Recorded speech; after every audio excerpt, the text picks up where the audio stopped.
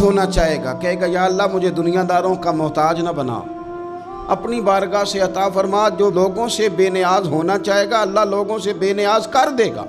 और फरमाया जो सब्र का इरादा करेगा अल्लाह उसे सब्र की तौफीक भी अता फरमा देगा।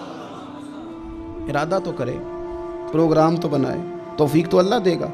जो सब्र का इरादा करेगा अल्लाह सब्र की तौफीक भी अता कर देगा।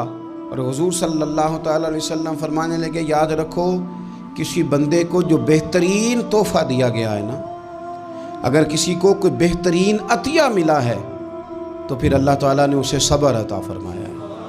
ये बेहतरीन तोहफ़ा है, इससे ज़िंदगी सवर जाती है, इससे इंसान बावकार और मुतमईन हो जाता है, इससे उसके शब व रोज़ आसानी से बीतते, वो दुनिया की पगडंडियों से